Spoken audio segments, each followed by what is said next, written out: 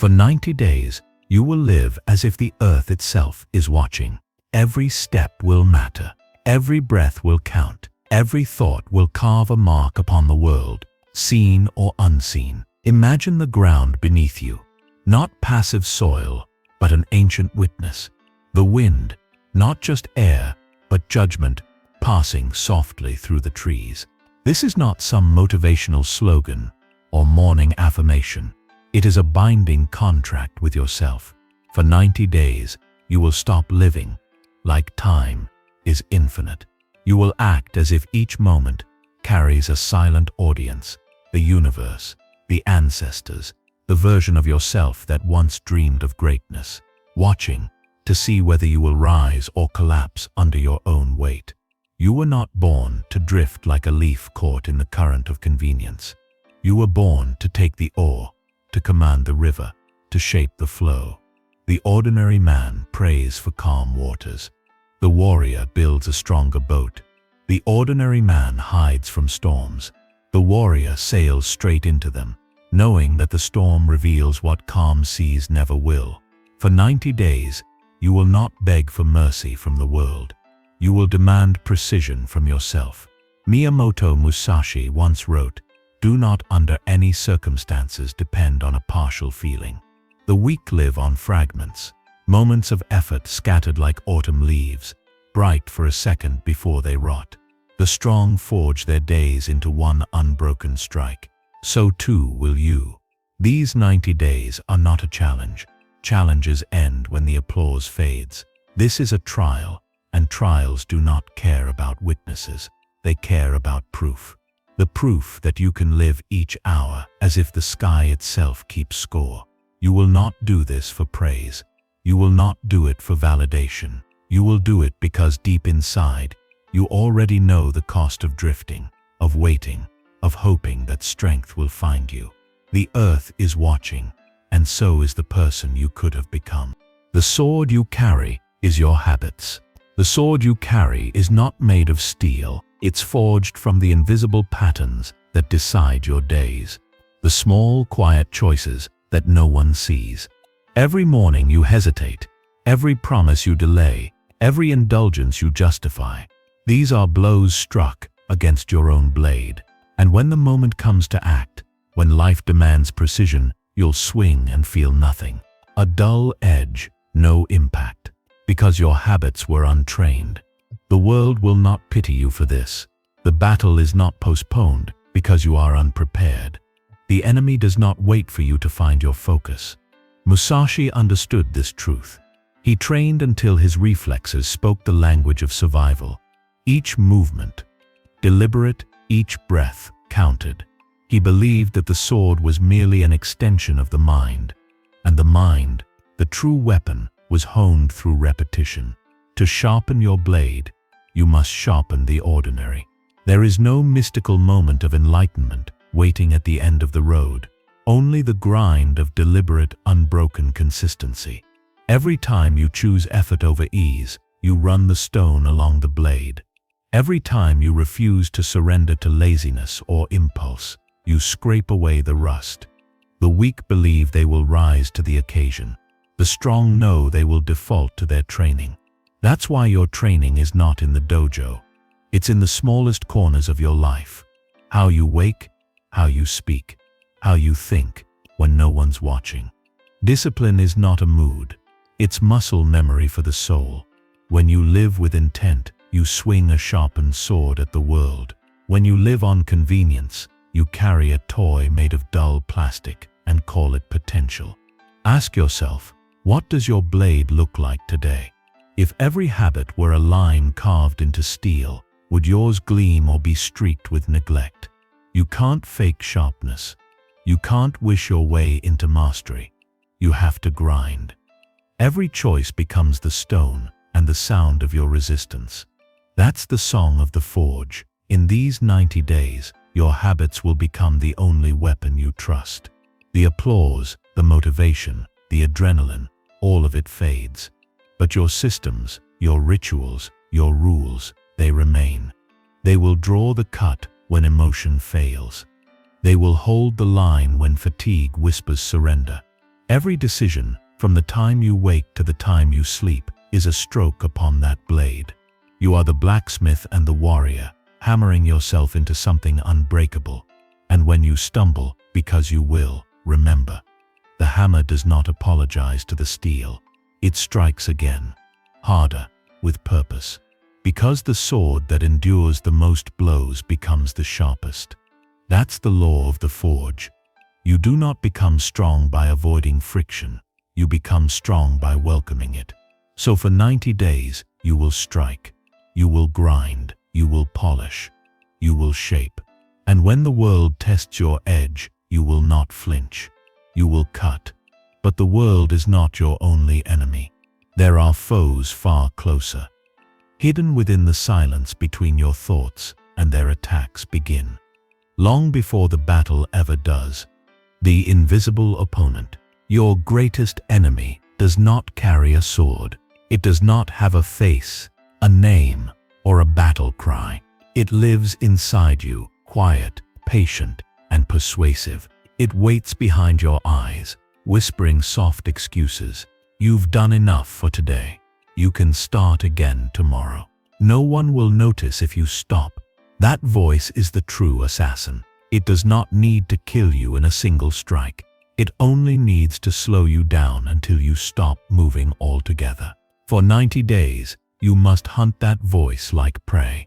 You must track it through your thoughts, corner it, and silence it with action. Because it wears many disguises: fatigue, doubt, comfort, fear. It will appear in the morning as the heaviness in your limbs, convincing you to sleep a little longer. It will appear at night as distraction, whispering that one more scroll, one more episode, one more moment of ease will do no harm. But every small surrender sharpens it instead of you. Every time you obey it, your opponent grows stronger. Musashi fought men who wanted to kill him. You fight habits that want to dull you. Both are lethal in their own way. The difference is that Musashi saw his enemies clearly. You face yours in the mirror, in the pauses between decisions, in the temptation to compromise just once. That is why this trial is brutal, because the battlefield is internal and every defeat is private. No one will know when you lose. Only you will. Fatigue is one opponent. It creeps in slowly, softening your edge. Doubt is another. It asks, why bother? Just when your momentum begins, and the most dangerous one of all is the quiet whisper of tomorrow. Tomorrow is the lie that kills more warriors than defeat ever could. Tomorrow seduces you with its promise of a fresh start. But tomorrow is an illusion. There is only the cut you make now, this breath, this decision, this moment of command over yourself. So when that voice says wait, move. When it says rest, rise. When it says you can do this later, strike now. Each time you act against it, you weaken it. Each time you hesitate, you feed it. The internal war is not won with emotion. It is won with discipline, because emotion pleads for comfort, but discipline demands results. The longer you entertain the voice of weakness, the more fluent you become in its language. Soon you will mistake its tone for your own thoughts. That is the danger. If your life depended on the next 90 days, would you waste a single one? The question is not meant to inspire you. It's meant to corner you. It's a mirror held to your excuses. Do not look away. Look directly into it and understand that each hour spent in hesitation is a fragment of your potential burning to ash. The enemy is not coming. It's already inside the gate. The walls are breached, and your only defense now is movement. Musashi once said the way of the warrior is the resolute acceptance of death. Understand this. Death is not always the stilling of the body. Sometimes it's the slow decay that happens when you live without purpose. Every wasted day is a death by hesitation. Every delay is the rust eating your blade. So when the whisper comes, and it will, answer it with silence. Not words, not arguments. just action. The silent cut that slices through the fog of procrastination. That's how you win this unseen war. Because once you stop reasoning with weakness and start moving through it, you become unstoppable. But a warrior's resolve is tested not by his intentions, but by his rituals. The real trial begins when the sun rises, when the body aches, and when no one is watching. The daily ritual, living like steel. When the trial begins, you will find that the hours no longer belong to you. They belong to the way. Every morning the world will rise in noise, but you will rise in silence. Before the first light cuts through the sky, your body will already be moving. This is how the warrior separates himself from the drifting masses, through ritual. Not for ceremony, but for control. Ritual is the structure that keeps chaos from crawling back into your life. For 90 days, your mornings will not be decided by mood. You will not wake depending on how you feel. Feelings are the language of the undisciplined. You will wake because you decided to long before sleep, tempted you to forget.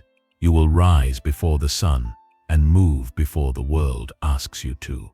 Your first act each day is proof that you govern yourself, no one else.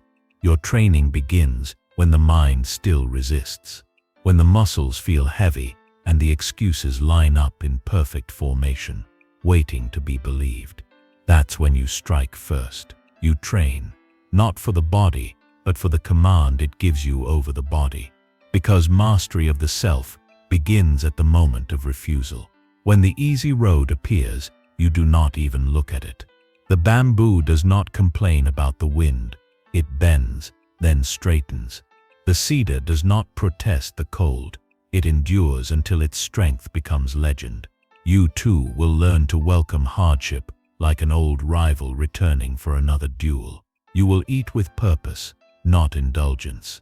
Every bite will have a reason, every meal a function. Food will no longer be comfort, it will be fuel. The weak chase taste, the strong chase clarity. You will eat slowly, deliberately, like a monk sharpening his awareness. When hunger comes, you will not panic, you will study it. You will see how easily the body tries to command the mind, and you will deny it until the balance is restored. Each refusal is a quiet victory, invisible to the world, but felt deeply within. And silence. Silence will become your companion. There will be no idle chatter, no needless noise, no time thrown to the bonfire of distraction. Conversation will serve purpose, or it will not happen. You will find that the more you speak, the more energy you waste explaining what action could have already proven. A warrior does not announce his discipline, he demonstrates it through motion. The world will not understand you during these days. Friends may vanish. Voices will tell you that you're becoming too cold, too distant, too strict. Let them. A blade that seeks warmth grows soft. A warrior who chases approval dulls his own edge. You will not be loved for your discipline, but you will be respected for it, and even that respect will not be your aim. When the road narrows and solitude begins to whisper, remember, the mountain peak is not crowded. The view is earned through isolation. It is only when you walk alone that you begin to hear the faint rhythm of your own pulse aligning with the pulse of the world. That is the sound of alignment, the forge working in silence. So let the world chatter. Let the noise pass like wind through leaves. You will move through your days like a blade drawn halfway from its sheath, ready, poised, restrained. Each hour, a deliberate act. Each moment, a chance to reaffirm your command. For 90 days, you will live like steel, cold to distraction, sharp against weakness, and molded only by fire. And as the days repeat, the heat will rise, the friction will test you. But in that friction, something sacred begins to form, the transformation that only pressure can bring. Friction is the forge. The moment you begin to move with discipline, the world will push back. It always does. The wind rises against those who stand tall. The road grows steeper for those who dare to climb. Friction is not punishment. It is proof that transformation has begun. The weak interpret resistance as a sign to stop. The strong recognize it as the sound of progress, the hiss of metal against stone, the spark that shapes the blade. Friction is the forge. Every obstacle, every setback, every moment of exhaustion, all of it is heat. You will be tempted to avoid it, to step back into the comfort of your old patterns, where the fire does not reach you, but the forge does not ask permission. It demands surrender. You do not control its flame. You endure it until the shape of who you were burns away. When your muscles ache and your will trembles, that is not weakness. That is metal softening, so it can be reforged. Pain refines. Frustration purifies. Doubt melts away the ego that still clings to convenience. The more it hurts, the deeper the fire is working. Most people run when the heat rises. Warriors stay until the steel turns white. There will be mornings when your spirit feels thin, when every breath tastes like dust, and the idea of repetition grinds your patience down to nothing. Remember this: anyone can march when the drums are loud. It is the warrior who moves when the drums are silent, who wins the war. Your strength will not be measured by how you perform when inspired, but by how you act when uninspired. Inspiration is fleeting. Discipline is eternal. At the halfway mark of your 90 days, you will feel the pull of complacency. You will look back at the mountain you've already climbed and think, "I've done enough." That thought is the most dangerous of all. Do not glance backward. The mountain does not end until your feet touch the summit. Looking back invites the whisper of good enough, and good enough is the dullest blade of all. The forge is still hot. Step back into it. Each day that feels unbearable is secretly an offering. The universe does not test those it intends to keep small. Friction is the invitation to become more. It strips away your illusions, your comfort, your false confidence, until all that remains is raw material. You, ready to be shaped into something permanent. Do not resist the pressure. Lean into it. Let it grind you down, not to destroy you, but to reveal the pattern underneath. The samurai never polished his blade for decoration.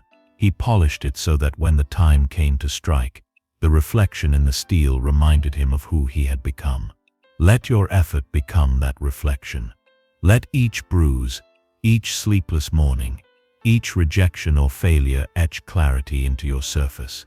And when the world mocks your obsession, when it calls you extreme, when it tells you to lighten up, understand that the fire makes others uncomfortable because it exposes their coldness. Keep burning. Keep refining. Let the sparks fly. The forge is where form becomes purpose. Because at the height of the flame, when the pressure peaks and the temptation to quit screams the loudest, you will understand something sacred, that this pain was never punishment. It was the teacher. It was the proof that you were no longer ordinary. But the fire alone is not enough. The warrior must learn not just to endure the heat, but to wield it, to shape it into precision. The next law you must learn is the law of the cut. The law of the cut, precision over comfort. A warrior's strength does not lie in endless struggle. It lies in precision. When the heat of the forge has done its work, the next step is the cut. This is the law that governs all mastery. When something no longer serves you, sever it without hesitation. The cut is not violent. It is surgical. It is clarity in motion. It is the moment when you choose truth over comfort, focus over distraction, purpose over pleasure. Most people collect weight as they walk through life. Unnecessary obligations, empty friendships, false ambitions. They call it balance, but it's ballast. It keeps them from rising. The warrior learns to travel light.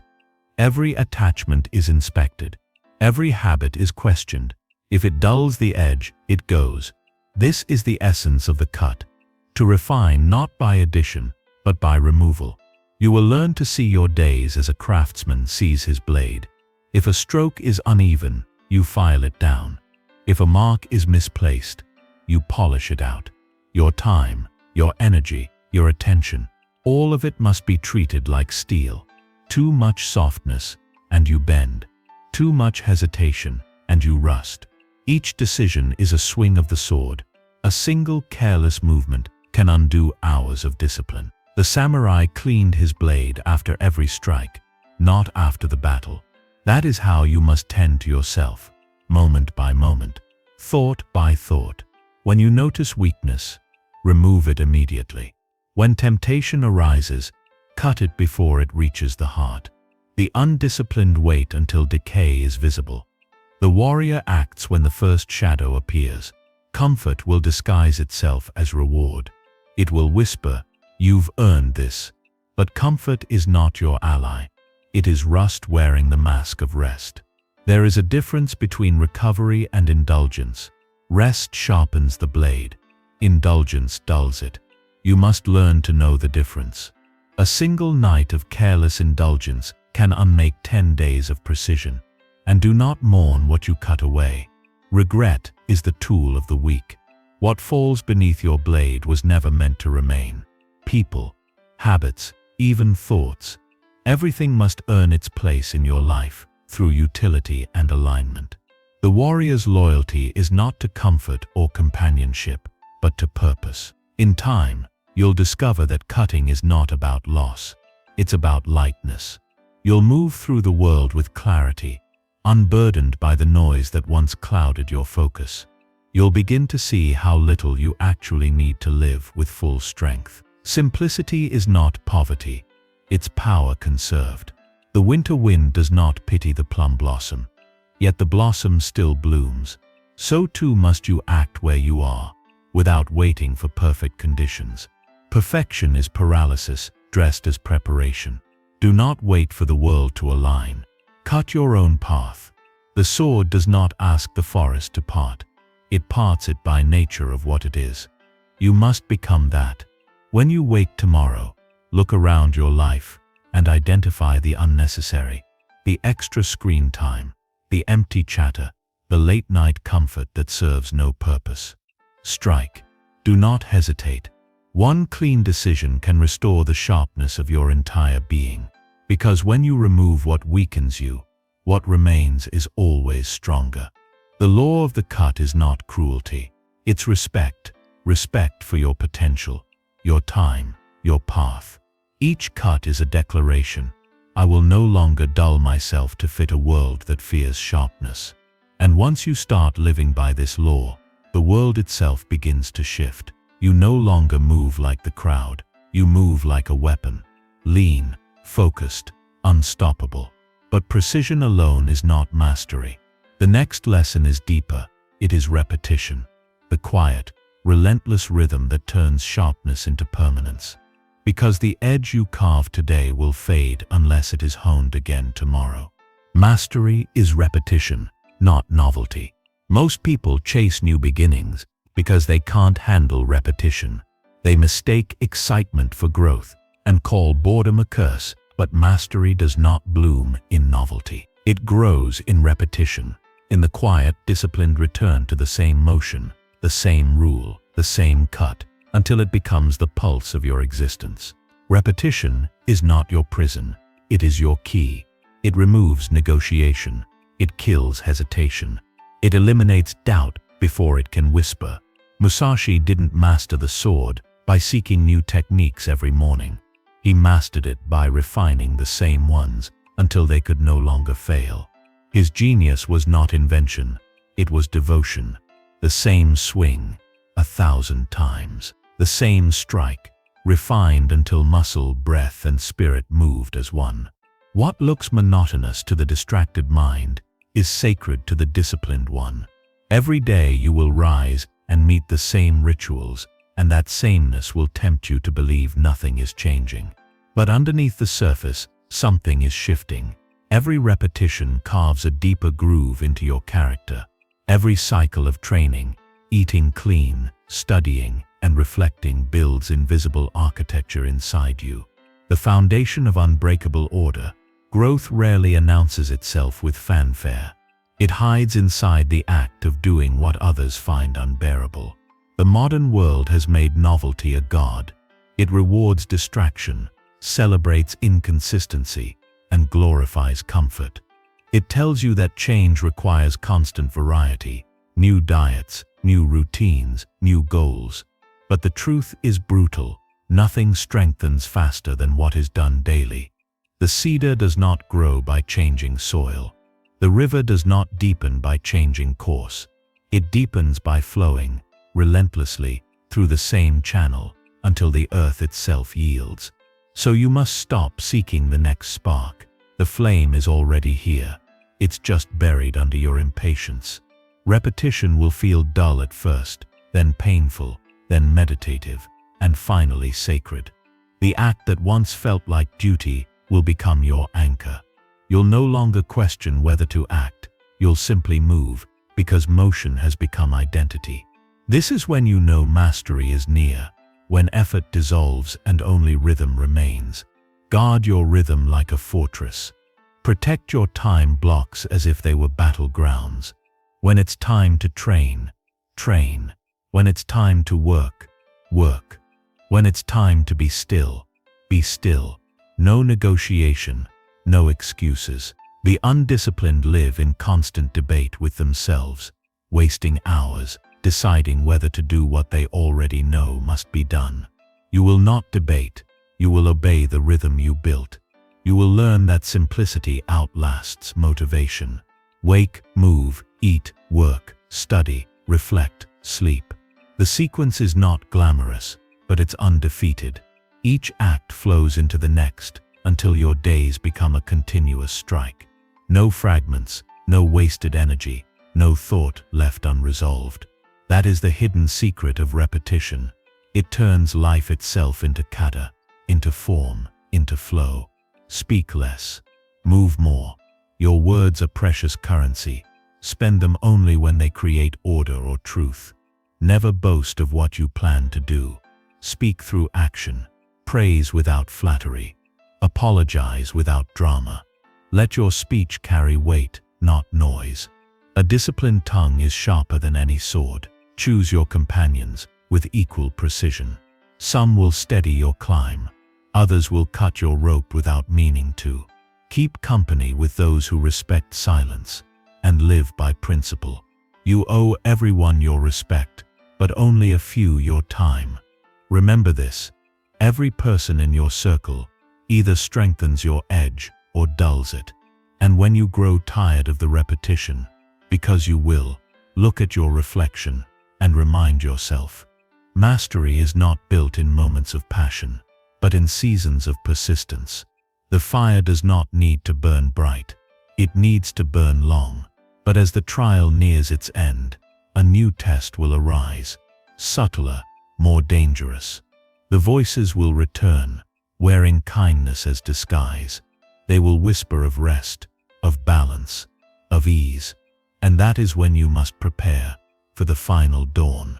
The final dawn, no applause, only proof. As the final dawn approaches, the sky will look the same as it did on day one. The sun will rise with the same indifference. The world will hum with the same noise, and no one will notice the quiet war you've been fighting. But inside you, something irreversible will have shifted. The weight of hesitation that once chained your every movement will be gone. You will stand differently. Not proud, but certain. Not loud, but immovable. That is the mark of the one who has walked the way. The 90th day isn't special because it's last. It's special because it's the same, and you remain.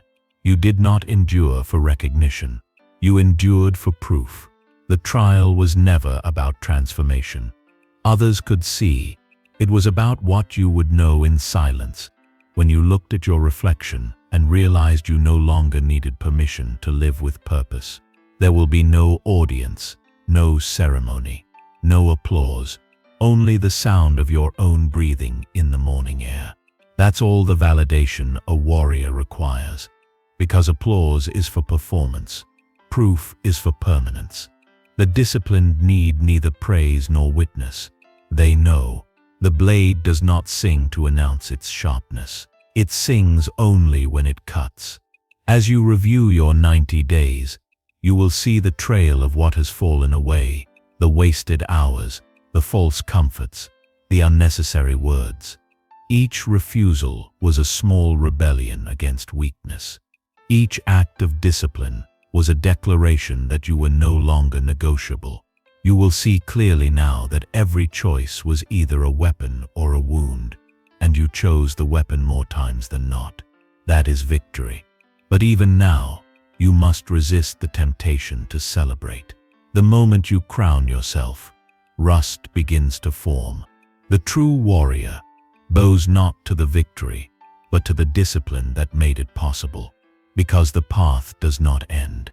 The forge never goes cold. The next 90 days are already waiting, and the earth will turn beneath your feet whether you rise or not. So before this trial closes, stand alone for a moment. No music, no screens, no eyes upon you. Feel the air against your skin, the heartbeat steady in your chest, the pulse of life still moving through you. This is what endurance sounds like. Quiet, steady, unbroken. Not to idols, not to mentors, not even to Musashi himself, but to the discipline that carried you through when desire would not. When the whispers return, you've earned a rest. Balance matters. You deserve ease. Nod, then let them pass. Balance is the crown of those who built a spine. Rest is for those who first earned fatigue. Joy is deeper when carried by strength. You are not refusing life. You are finally prepared to meet it with both hands. Understand this. What you have done in these 90 days is more than routine. You have carved a channel through rock, and water will follow that channel long after your hand stops striking. The habits you've built will flow even when the fire cools, but only if you keep the current alive. If you stop, the silt gathers, the weeds root, the edge dulls. Keep the water moving, not frantically, not obsessively, but steadily, like a current that never questions its direction. Before you step into the next dawn, ask yourself one last question. What proof do I now carry that I no longer need proof? That is the measure of mastery, when you no longer act to prove, but to be. When discipline is no longer something you perform, but something you are. The trial is over, but the way remains. Walk it with quiet thunder. Become the cedar that does not ask the wind for mercy. Become the blade that does not ask the target for softness. Become the warrior who conquers himself, and so cannot be conquered. Begin again.